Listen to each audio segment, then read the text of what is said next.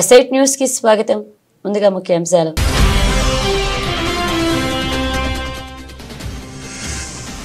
తెలంగాణ శాసనసభలో మాజీ ప్రధాని మన్మోహన్ సింగ్ సంతాప సభ. మన్మోహన్ సింగ్ కి భారతరత్న ప్రదానం చేయాలని తీర్మానం చేస్తున్న సీఎం రేవంత్.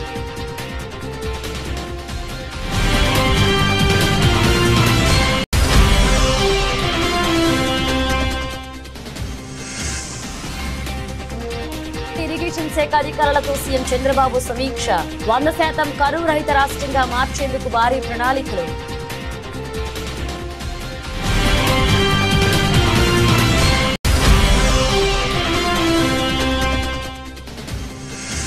అసెంబ్లీలో సంతాప తీర్మానాన్ని ప్రవేశపెట్టిన సీఎం రేవంత్ రెడ్డి. పూర్తి మద్దతు తెలిపిన BRS working president MLA KTR.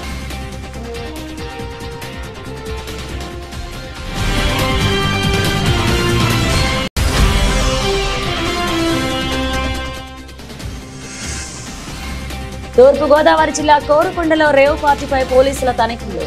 5 మహిళలు 14 మంది పురుషులు అరెస్ట్.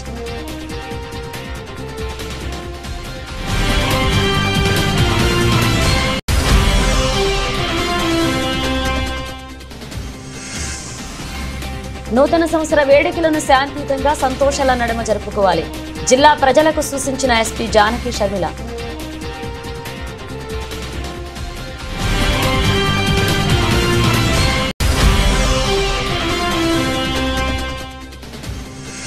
టీడీపీ కూటమి పాలనలో న్యాయవాదులకు రక్షణ లేదు. ఆవేదన వ్యక్తం చేస్తున్న వైఎస్ఆర్సీపీ లీగల్ సెల్ అధ్యక్షుడు మనోహర్ రెడ్డి.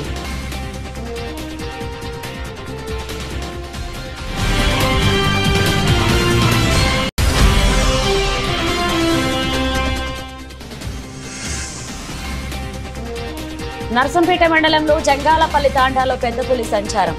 గ్రామస్తులకు హెచ్చరికలు జారీ చేసిన సీఐ రమణమూర్తి.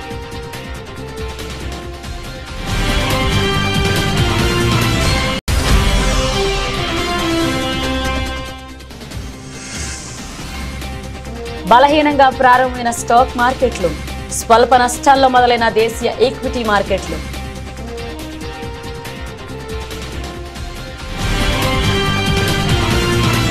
తెలంగాణ శాసనసభ సోమవారం ప్రత్యేకంగా సమావేశమైంది. ఈ నెల 26న కన్నుమూసిన మాజీ ప్రధాని మన్మోహన్ సింగ్ కు సభా సంతాపం తెలిపింది. సభ ప్రారంభం కాగానే సీఎం రేవంత్ రెడ్డి సంతాప తీర్మానం ప్రవేశపెట్టారు. ఈ సందర్భంగా దేశానికి మన్మోహన్ సింగ్ చేసిన సేవలను గుర్తు చేసుకున్నారు. ఆర్థిక సంస్కరణల రూపశిల్పి మన్మోహన్ సింగ్ అని కొనియాడారు. దేశానికి ఆయన విశిష్ట సేవలందించారన్నారు. ఆయనకు భారతరత్న ఇచ్చి గౌరవించాలని అన్నారు రేవంత్. శోకార్తులైన వారి కుటుంబ సభ్యులకు ప్రగాఢ సానుభూతి తెలియజేస్తుంది. అంతర్జాతీయ ప్రఖ్యాతి పొందిన ఆర్థికవేత్త డాక్టర్ మన్మోహన్ సింగ్ గారు భారతదేశానికి తన విశిష్టమైన సేవలను అందించారు. కేంద్ర ప్రభుత్వ ప్రధాన ఆర్థిక సలహాదారుగా, భారత రిజర్వ్ బ్యాంక్ గవర్నర్గా, ప్రణాళికా సంఘం డెప్యూటీ చైర్పర్సన్గా, కేంద్ర ఆర్థిక మంత్రిగా, భారత ప్రధానమంత్రిగా ఆయన వివిధ హోదాలలో తన సేవలను ఈ దేశానికి అందించారు. డాక్టర్ మన్మోహన్ సింగ్ గారు మన దేశంలో ఆర్థిక సంస్కరణలను రూపశిల్పి. 1991 మరియు 96 మధ్య కేంద్ర ఆర్థిక మంత్రిగా ఉన్నప్పుడు భారత ఆర్థిక వ్యవస్థను సరళీకరించి ఆర్థిక స్థితిగతుల దిశను మార్చే నిర్మాణాత్మక సంస్కరణలను అమలు చేయడంలో కీలక పాత్ర పోషించారు. ప్రపంచీకరణ, సరళీకరణ, ప్రైవేటీకరణ విధానాలతో అంతర్జాతీయ స్థాయిలో భారత ఆర్థిక వ్యవస్థను సుస్థిరంగా నిలబడేలా చేయగలిగారు. 2004 మరియు 2014 మధ్య భారత ప్రధానమంత్రిగా ఉన్న మన్మోహన్ సింగ్ గారు తన పదవీ కాలంలో ఎన్నో చారిత్రాత్మకమైన సామాజిక కార్యక్రమాలకు శ్రీకారం చుట్టారు. కూలీలకు ఉపాధి కల్పించే మహాత్మా గాంధీ జాతీయ గ్రామీణ ఉపాధి హామీ చట్టం, పరిపాలనలో పారదర్శకతను చాటి చెప్పే సమాచార హక్కు చట్టం, ప్రజారోగ్యానికి ప్రాధాన్యం ఇచ్చిన జాతీయ గ్రామీణ ఆరోగ్య మిషన్ ప్రారంభించారు. అందరికీ ఆధార్ కార్డు లాంటి సామాజిక విప్లవాత్మక కార్యక్రమాలను ఆయన హయాంలోనే మొదలయ్యాయి. 4 కోట్ల తెలంగాణ రాష్ట్ర ప్రజలు డాక్టర్ మన్మోహన్ సింగ్ గారికి ఎంతో రుణపడి ఉన్నారు. ఆయన ప్రధానమంత్రిగా ఉన్నప్పుడే తెలంగాణ రాష్ట్ర ఏర్పాటుకు మార్గం సుగమమైంది. 2014లో ఆంధ్రప్రదేశ్ రాష్ట్ర పునర్వ్యవస్థీకరణ చట్టాన్ని పార్లమెంట్ ఆమోదించింది. ఎన్నో ఏండ్ల పోరాటం ఫలించి తెలంగాణ రాష్ట్రం ఏర్పడింది. మన్మోహన్ సింగ్ గారు మన దేశానికి ముఖ్యంగా తెలంగాణకు చేసిన సేవలకు ఈ సభ అపారమైన కృతజ్ఞతలను తెలియజేస్తుంది. రాష్ట్రంలో ప్రతి ఎకరాకు నీళ్లు ఇచ్చి రాష్ట్రాన్ని 100% కరువు రహిత రాష్ట్రంగా మార్చేందుకు ముఖ్యమంత్రి చంద్రబాబు భారీ ప్రణాళికలను అమలు చేయబోతున్నారు. ఒకవైపు పోలవరం పూర్తి చేయడం ద్వారా 8 ఉమ్మడి జిల్లాలకు మేలు జరుగుతుంది. పోలవరంతో ఉత్తరాంధ్రలోని 3 ఉమ్మడి జిల్లాలతో పాటు ఉభయ గోదావరి జిల్లాలు కృష్ణా, గుంటూరు, ప్రకాశం జిల్లాలకు పోలవరంతో లబ్ధి చేకూరుతుంది. అయితే గోదావరి నదిలో వరదల సమయంలో సరాసరి ఏటా 2 నుంచి 3 టీఎంసీల నీరు వృధాగా సముద్రంలో కలుస్తుంది. ఈ నీటి నుంచి 280 టీఎంసీలను వరదల సమయంలో తీసుకోవడం ద్వారా కృష్ణా డెల్టాకు, రాయలసీమలోని 4 ఉమ్మడి జిల్లాల సహా ప్రకాశం, నెల్లూరు జిల్లాలకు లబ్ధి చేకూర్చేందుకు సీఎం చంద్రబాబు కార్యాచరణ అమలు చేయబోతున్నారు. రాష్ట్రాన్ని కరువు రహితంగా మార్చేందుకు గోదావరి నీటిని బనకచర్లకు తరలించడమే మార్గమని ముఖ్యమంత్రి చంద్రబాబు భావిస్తున్నారు. అందులో భాగంగానే గోదావరి వరద జలాలను తరలించడం ద్వారా రాష్ట్రానికి జలహారం కింద అన్ని ప్రాంతాల నీటి అవసరాలు తీర్చనున్నారు. అటు పోలవరం, ఇటు ఈ కొత్త ప్రాజెక్టు ద్వారా రాష్ట్రంలోని ప్రతి ఎకరానికి నీళ్లిచ్చే అవకాశం ఏర్పడుతుంది. ప్రభుత్వం ఏర్పడ్డాక 6 నెలలుగా దీనిపై విస్తృత కసరత్తు చేస్తున్న ప్రభుత్వం ప్రాజెక్టును కార్యరూపం ఇచ్చే విషయంలో కీలక అడుగులు వేస్తుంది. ఉండవల్లిలోని తన నివాసంలో ముఖ్యమంత్రి చంద్రబాబు ఈ ప్రాజెక్టుపై ఈ రోజు ఇరిగేషన్ శాఖ అధికారులతో సమీక్ష నిర్వహించారు. ఈ భారీ ప్రాజెక్టు ద్వారా విస్తృత స్థాయిలో రాష్ట్ర రైతాంగానికి, ప్రజలకు, పరిశ్రమలకు మేలు జరగబోతుంది. ఈ ప్రాజెక్టు పూర్తి అయితే 80 లక్షల మందికి త్రాగునీరు, 7.5 లక్షల ఎకరాల ఆయకట్టుకు కొత్తగా సాగునీరు అందుతుంది. దీంతో పాటు 22.5 లక్షల ఎకరాల ఆయకట్టును స్థిరీకరించవచ్చు. పరిశ్రమలకు దాదాపు 20 టీఎంసీల నీటిని వినియోగించవచ్చు. ఎగువన ఉన్న ప్రాజెక్టుల కారణంగా కృష్ణానదికి తగిన విధంగా నీటి ప్రవాహాలు రావడం లేదు. మరొక వైపు గోదావరి నదిలో ప్రతి ఏడాది 1000 టీఎంసీల నీరు వృధాగా సముద్రంలో కలుస్తుంది. ఈ నీటిలో కనీసం 280 టీఎంసీల నీటిని వరద సమయంలో వినియోగించుకోవాలనేది ఈ ప్రాజెక్టు లక్ష్యం. దీనికోసం 2-3 రకాల ప్రతిపాదనలు సిద్ధం చేశారు. గోదావరి నీటిని కృష్ణా నదికి తరలిస్తారు. మన్మోహన్ సింగ్ గొప్పతనం, సామర్థ్యం, జ్ఞానాన్ని ముందుగా గుర్తించిన వ్యక్తి తెలంగాణ బిడ్డ పివి నరసింహారావు అని BRS working president MLA KTR అన్నారు.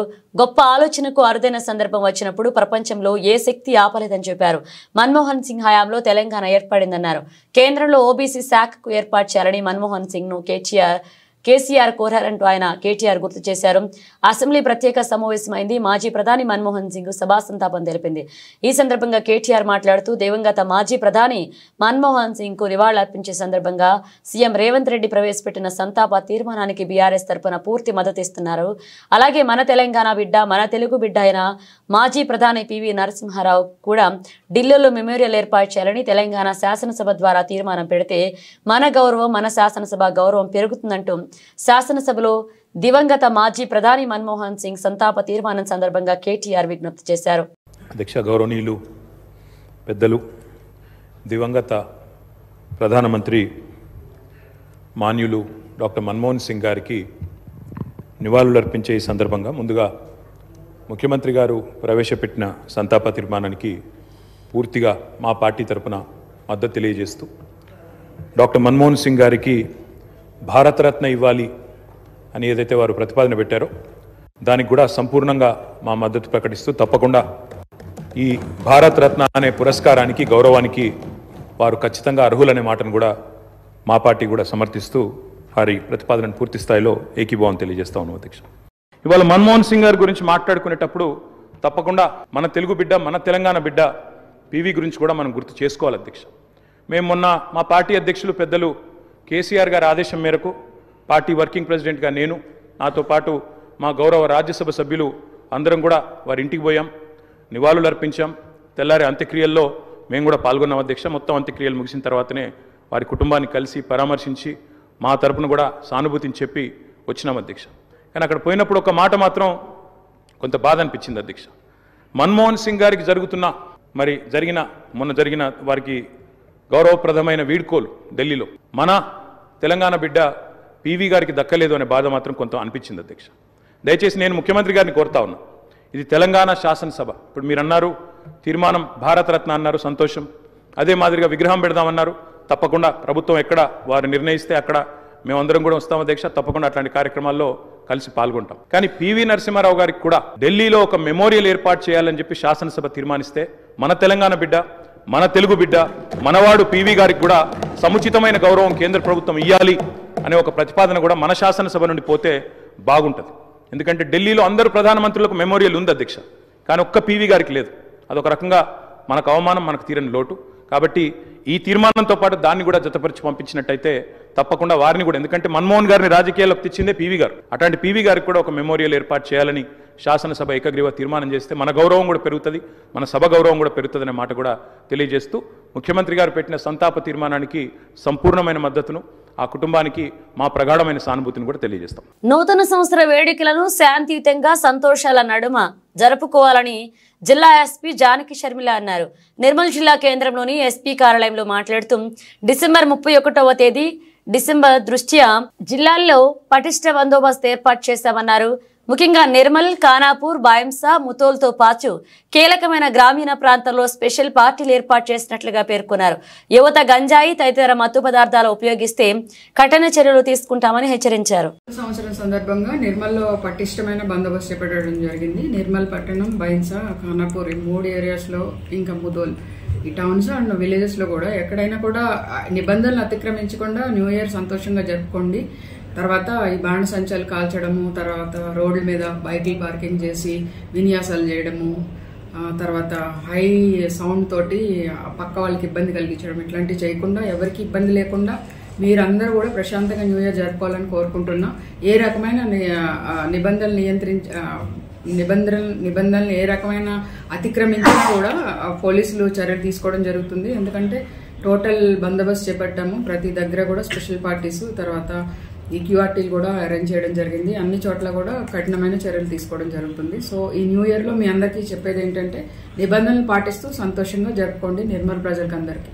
Thank you. ప్రశాంతంగా ఉన్న మచిలీపట్నంలో 2 రోజుల క్రితం మైనర్ బాలికపై గ్యాంగ్ రేప్ జరగడంపై మంత్రి కొల్లు రవీంద్ర విచారం వ్యక్తం చేశారు. ఇటువంటి ఘటనలు పునరావృతం కాకుండా నగరంలో నిఘా వ్యవస్థను పటిష్టం చేస్తామన్నారు. మహిళలు, బాలికలపై దాడులు, అత్యాచారాలకు పాల్పడే వారిని ఉపేక్షించమన్నారు. ఈ కేసులో 4 నిందితులను ఇప్పటికే పోలీసులు అరెస్ట్ చేశారన్నారు. నిందితులకు కఠినంగా శిక్ష పడేలా చూస్తామన్నారు. మచిలీపట్నం కాసానిగూడెంలో నిన్న సాయంత్రం ఒక దురదృష్టకరమైనటువంటి సంఘటన జరిగింది. మరి స్థానికంగా అక్కడ వాచ్మెన్గా పనిచేస్తున్నటువంటి వ్యక్తి కుమార్తె తన తండ్రి దగ్గర నుంచి స్కూల్ నుంచి వచ్చిన తర్వాత తన తండ్రి దగ్గరికి వెళ్ళి తండ్రి దగ్గర నుంచి ఇంటికి వెళ్తున్నటువంటి సమయంలో మరి బలవంతంగా ఆ బిడ్డని 13 సంవత్సరాల 8th క్లాస్ చదువుకుంటున్నటువంటి ఆడబిడ్డని బలవంతంగా బండెక్కించుకుని నిర్మానుషమైనటువంటి ప్రాంతంలో, అక్కడ పంపుల చెరువు దగ్గరలో నిర్మానుషమైనటువంటి ప్రాంతంలో 4 వ్యక్తులు, మొహమ్మద్ తాలేహా సన్ ఆఫ్ గఫార్, సాదం బాల శంకర్ సాయి, తండ్రి పేరు లేట్ రవి, అలాగే Ramani Ashok son of Nagababu, Vemula Venkata Pavan son of Veeranjaneyulu. వీళ్ళంతా 19-20 సంవత్సరాల వయసుతో ఉన్నటువంటి మరి వాళ్ళు ఆ పాపని బలవంతంగా అక్కడి నుంచి తీసుకెళ్ళి పాడు చేయటం జరిగింది. నిజంగా ఇది చాలా దురదృష్టకరం. మరి అక్కడి నుంచి పాప భయపడి పారిపోయి రావడం, ఇంటికి వెళ్ళి తల్లికి చెప్పడం, వెంటనే వాళ్ళు పోలీసులకు తెలియజేయటం, పోలీసులు వెంటనే అర్ధరాత్రి వాళ్ళందరినీ కూడా మరి ఎక్కడెక్కడున్నా కూడా అదుపులో తీసుకుని పూర్తి సమాచారంతో ఈరోజు మరి విలేకరుల ముందు కూడా పెట్టడం కూడా జరిగింది. రిమాండ్కి పంపించడం జరిగింది. ఇది చాలా దురదృష్టకరం. మరి ప్రశాంతంగా ఉండే మచిలీపట్నంలో ఇలాంటి సంఘటనలు మరి జరుగుతున్నాయంటే చాలా బాధ కలుగుతుంది. దీన్ని చాలా సీరియస్గా తీసుకుంటుంది గౌరవ ముఖ్యమంత్రి గారు కూడా. రాష్ట్రంలో ఆడబిడ్డల వైపు చూడాలంటేనే భయపడే విధంగా చేయాలని చెప్తున్నా, ఇవాళ కొంతమంది ఇలాంటి కార్యక్రమాలు చేస్తున్నటువంటి పరిస్థితి చూస్తూ ఉంటే దీన్ని చాలా తీవ్రంగా మేము పరిగణిస్తాం. ఎట్టి పరిస్థితుల్లో కూడా వాళ్ళని వదిలే సమస్య లేదు. వరంగల్ జిల్లా నరసంపేట మండలంలోని జంగాలపల్లె తాండాలో పెద్ద పులి సంచారాన్ని అటవీశాఖ అధికారులు గుర్తించారు. గత 3 రోజులుగా నల్లబిల్లి మండలంలో పెద్ద పులి సంచరిస్తుంది. తాజాగా పులి ఆనవాళ్లు నరసంపేట మండలంలో అధికారులు గుర్తించడం చర్చనీయాంశంగా మారింది. ఈ మేరకు సిఐ రమణమూర్తి గ్రామస్తులకు హెచ్చరికలు జారీ చేశారు.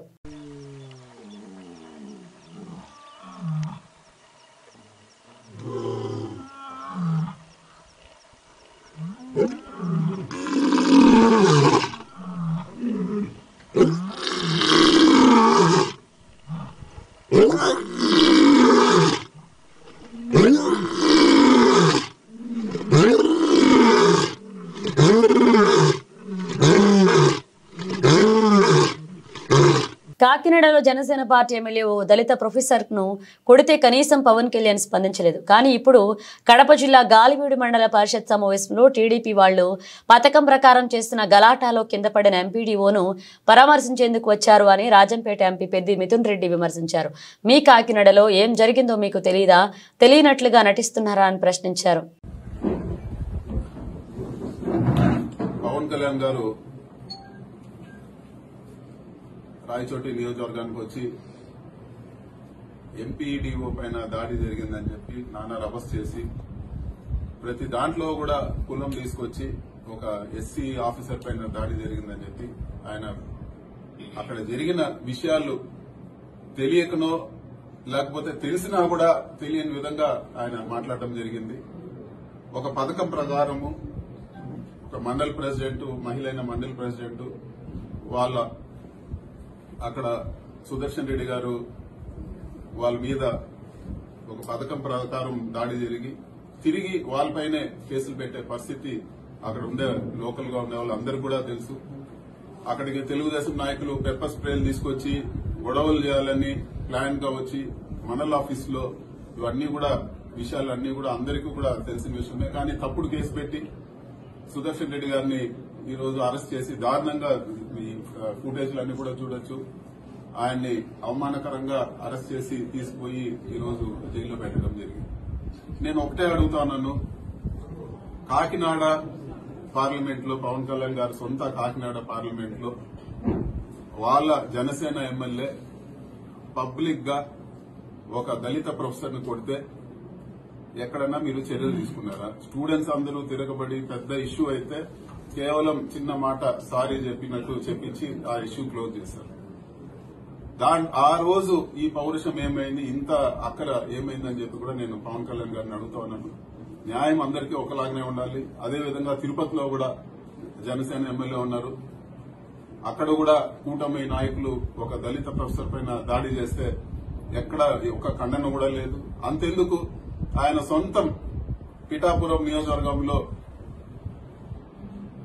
ఒక మహిళ పైన అఘాయిత్యం జరిగితే ఆయన ఏం స్పందించారు? వాళ్ళని ఇక్కడ మాట్లాడినట్లు ఆ రోజు ఎందుకు మాట్లాడలేదు? మహిళలకు రక్షణగా ఉంటాయని చెప్పిన ఆయన ఈ రోజు ఇన్ని మానభంగాలు, ఇన్ని మహిళలపైన అకృత్యాలు జరుగుతా ఉంటే ఎక్కడన్నా ఏమన్నా మాట్లాడారా?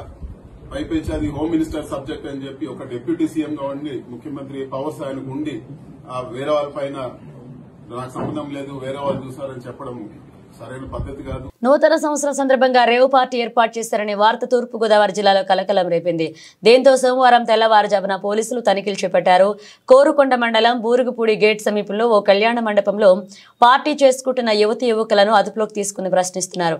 ఈ రేవ్ పార్టీలో పాల్గొన్న వారు గుంటూరు చుట్టుపక్కల ప్రాంతాలకు చెందిన వారని తెలుస్తుంది. పార్టీని అడ్డుకున్న పోలీసులు 5 మహిళలు 14 మంది పురుషులను అరెస్ట్ చేశారు. నిందితులు ఓ ఫర్టిలైజర్ కంపెనీకి చెందిన వారని అధికార వర్గాల సమాచారం. నూతన సంవత్సరం సందర్భంగా ఈ పార్టీ ఏర్పాటు చేస్తున్నట్లుగా తెలుస్తుంది. ఈ రేవ్ పార్టీకి సంబంధించి మరిన్ని వివరాలు తెలియాల్సి ఉంది.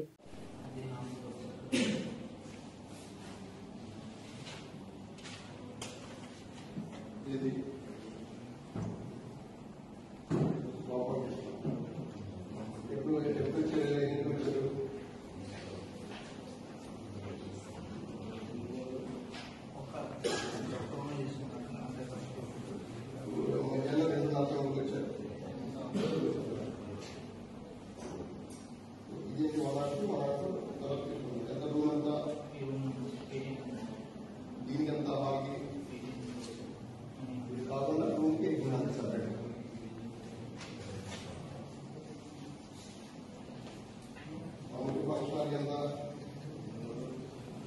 దేశ ఆర్థిక వ్యవస్థకు దశ దిశ చూపిన వ్యక్తి మన్మోహన్ సింగ్ అని బీఆర్ఎస్ ఎమ్మెల్యే హరీష్ రావు అన్నారు. ఆయనపై పివి నరసింహారావు పెట్టుకున్న నమ్మకాన్ని ఒమ్ము చేయలేదన్నారు. లైసెన్స్ రాజ్, అలాగే పర్మిషన్ రాజ్, కోటా రాజ్ విధానాలకు మన్మోహన్ స్వస్తి పలికారన్నారు.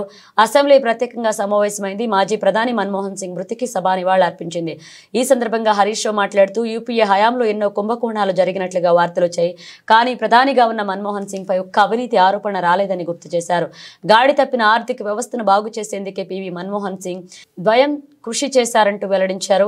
1996లో కాంగ్రెస్ ఓటమికి ఆర్థిక సంస్కరణలు కారణమంటూ ఓ కమిటీ నివేదిక ఇచ్చిందని, దానిని చూపిన మన్మోహన్ సింగ్ కంటతడి పెట్టారన్నారు. మన్మోహన్ భౌతికంగా లేకున్నా ఆయన చేసిన సేవలు ఎప్పటిగా నిలిచిపోయి ఉంటాయన్నారు హరీష్ రావు. గౌరవనీయులు మాజీ ప్రధానమంత్రి మన్మోహన్ సింగ్ గారికి సంతాపం తెలియజేసేందుకు సభానాయకులు రేవంత్ రెడ్డి గారు ప్రవేశపెట్టినటువంటి తీర్మానాన్ని బీఆర్ఎస్ పార్టీ పక్షాన సంపూర్ణంగా బలపరుస్తా ఉన్నాం. అధ్యక్ష, మరి లెజిస్లేటివ్ అఫైర్స్ మినిస్టర్ గారు కూడా ఇక్కడ ఉన్నారు. ఒక విషయం కూడా వారి దృష్టికి తెచ్చి నేను విషయంలోకి వెళ్తా. అధ్యక్ష, మన్మోహన్ సింగ్ గారు పెద్దల సభలో ఆయన 33 సంవత్సరాలు పెద్దల సభలో పనిచేశారు. ఈరోజు మన రాష్ట్రంలో కూడా పెద్దల సభలో వారికి నివాళులు అర్పించుంటే మరింత సముచితంగా ఉండేది. ఎమ్మెల్సీలు చాలామంది కూడా అడుగుతున్నారు, ఎందుకు మన్మోహన్ సింగ్ గారి సంతాప తీర్మానాన్ని శాసన మండలిలో పెట్టలేదు అనేటువంటి విషయాన్ని వాళ్ళు కూడా అడుగుతూ ఉన్నారు. మరి శాసనసభ పెట్టినప్పుడు శాసన మండలిలో కూడా పెట్టి వారికి నివాళులు అర్పించుంటే మరింత బాగుండేది. దాన్ని వారు గమనంలో తీసుకుంటారని చెప్పి భావిస్తున్నాను. రాష్ట్రంలో ఎన్నో ఘోరాలు జరుగుతుంటే పట్టించుకునే డిప్యూటీ సీఎం పవన్ కళ్యాణ్ దురుద్దేశంతోనే రాయలసీమలో యువతను రెచ్చగొట్టేందుకే గాలివీడు వచ్చారంటూ వైఎస్ఆర్సీపీ లీగల్ సెల్ అధ్యక్షుడు ఎం మనోహర్ రెడ్డి ఆక్షేపించారు. టీడీపీ కూటమి ప్రభుత్వంలో చివరకు న్యాయవాదులకు కూడా రక్షణ లేకుండా పోయిందన్నారు. అన్నమయ్య జిల్లా గాలివీడులో జరిగిన ఘటనపై సమగ్ర దర్యాప్తు చేయాలని డిమాండ్ చేశారు. రాష్ట్ర వ్యాప్తంగా వైఎస్ఆర్సీపీ ఇచ్చిన పిలుపు మేరకు కరెంటు ఛార్జీలు దాదాపు 15,000 కోట్ల పైన ప్రజలపైన భారం మోపారని, ఆ భారాన్ని తగ్గించాలని చెప్పి రాష్ట్ర వ్యాప్తంగా వైఎస్ఆర్సీపీ పిలుపునిచ్చిన సంగతి అందరికీ తెలిసిందే. ఈ సందర్భంగా రాయచోట్లో కూడా పెద్ద ఎత్తున నిరసన కార్యక్రమం జరిగింది. నిరసన కార్యక్రమంలో మాజీ జెడ్పీపీ, తర్వాత మాజీ ఎంపీపీ, అలాగే డైరెక్టర్ ఆఫ్ ప్రాసిక్యూషన్గా పనిచేసినటువంటి న్యాయవాది జల్లా సుదర్శన్ రెడ్డి కూడా ఇందులో యాక్టివ్గా పాల్గొనడం జరిగింది.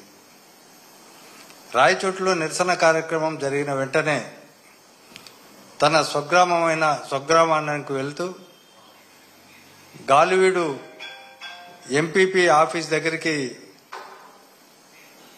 చేరుకోవడం జరిగింది. అయితే ఇది ముందే పసిగట్టినటువంటి తెలుగుదేశం పార్టీ శ్రేణులు, ఎందుకంటే రాష్ట్ర వ్యాప్తంగా ఒక దుష్ట సాంప్రదాయాన్ని నెలకొల్పిన విషయం గతంలో మనం చూసాం. ఈ రాష్ట్రంలో మున్సిపల్ కార్పొరేషన్స్లో కానీ, మున్సిపాలిటీల్లో కానీ, లేకపోతే సర్పంచులు కానీ, మండల పరిషత్తులు కానీ, జెడ్పీటీసీలు కానీ ఎక్కువ మంది, దాదాపు 90% మంది అధికార పార్టీకి చెందిన వారనే విషయం అందరికీ తెలుసు. కూటమి ప్రభుత్వం అధికారంలోకి వచ్చిన తర్వాత రాష్ట్ర వ్యాప్తంగా ఈ సమావేశాలను రసావస చేయడానికి, అదేవిధంగా తెలుగుదేశం వాళ్ళు అక్రమంగా ఎలాంటి అర్హత లేనప్పటికీ ఆ సభల్లో పాల్గొనడానికి వచ్చే ఆ సమావేశాలను జరగనీయకుండా చూస్తున్న విషయం రాష్ట్ర వ్యాప్తంగా మనకు తెలుసు. కడపలో కూడా 2 సార్లు జరిగింది మున్సిపల్ కార్పొరేషన్ సమావేశం లేకి.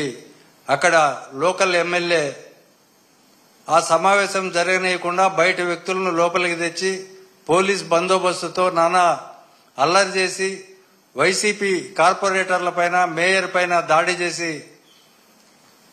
అక్కడ సమావేశాలు జరగకుండా చేయడం కూడా మనం చూసాం. ఈ సందర్భంగానే గాలివీడు మండలంలో ఉన్న ప్రజా సమస్యలపైన కూడా ఎంపీపీ కార్యాలయం కూడా తెరవకూడదని చెప్పి సుదర్శన్ రెడ్డి వాళ్ళ అమ్మ అక్కడ ఎంపీపీగా ఒక మహిళ ఉంది. ఆమె వృద్ధురాలు.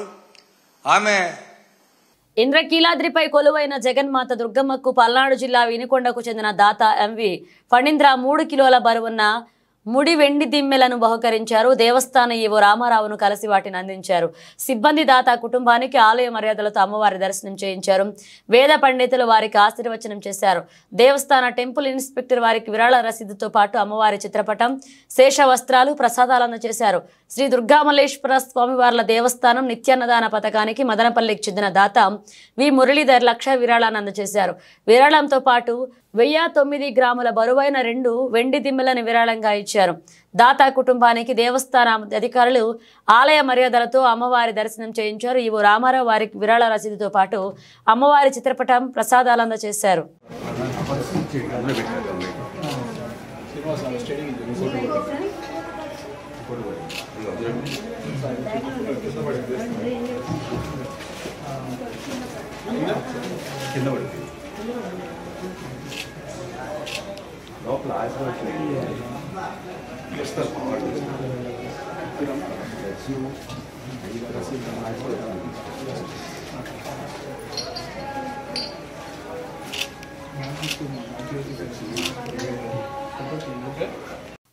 వారంలో మొదటి ట్రేడింగ్ రోజైన సోమవారం దేశీయ ఈక్విటీ మార్కెట్లు బలహీనంగా ఆరంభమయ్యాయి.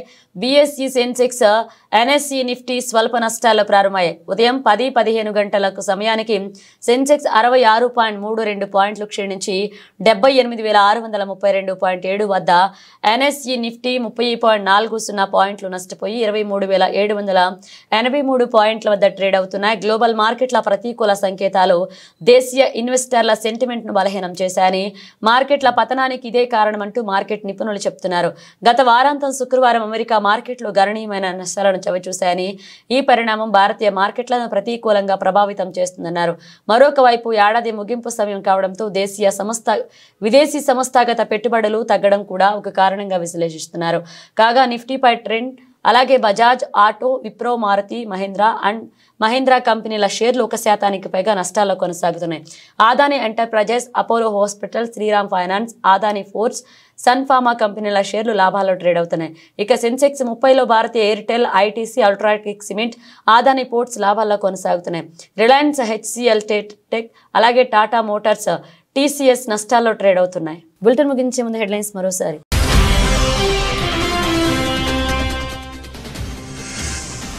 తెలంగాణ శాసనసభలో మాజీ ప్రధాని మన్మోహన్ సింగ్ సంతాప సభ.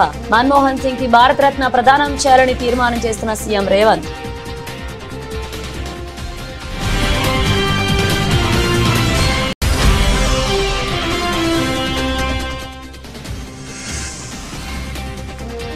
ఇరిగేషన్ శాఖ అధికారులతో సీఎం చంద్రబాబు సమీక్ష.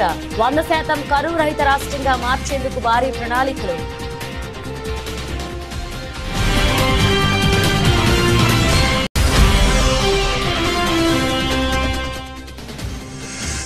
అసెంబ్లీలో సంతాప తీర్మానాన్ని ప్రవేశపెట్టిన సీఎం రేవంత్ రెడ్డి. పూర్తి మద్దతు తెలిపిన BRS working president MLA KTR.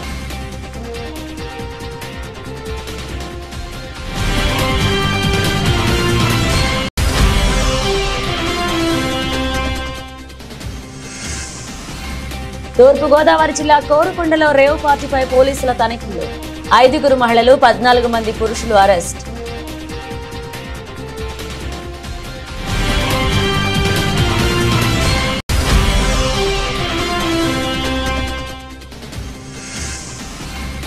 నూతన సంవత్సర వేడుకలను శాంతియుతంగా సంతోషాల నడుమ జరుపుకోవాలి. జిల్లా ప్రజలకు సూచించిన ఎస్పీ జానకి షర్మిల.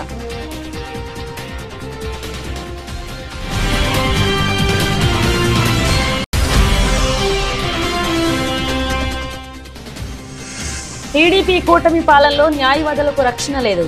ఆవేదన వ్యక్తం చేసిన వైఎస్ఆర్సీపీ లీగల్ సెల్ అధ్యక్షుడు మనోహర్ రెడ్డి.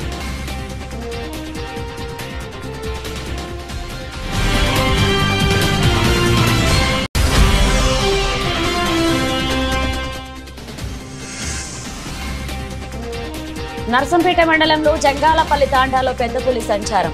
గ్రామస్తులకు హెచ్చరికలు జారీ చేసిన సీఐ రమణమూర్తి.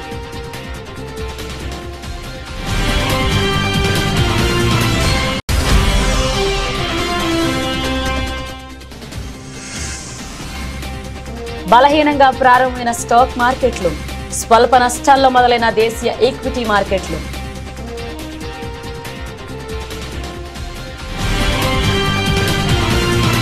ఇవి బులెటిన్ అప్డేట్స్. మనం అప్డేట్స్తో మళ్ళీ కలుద్దాం.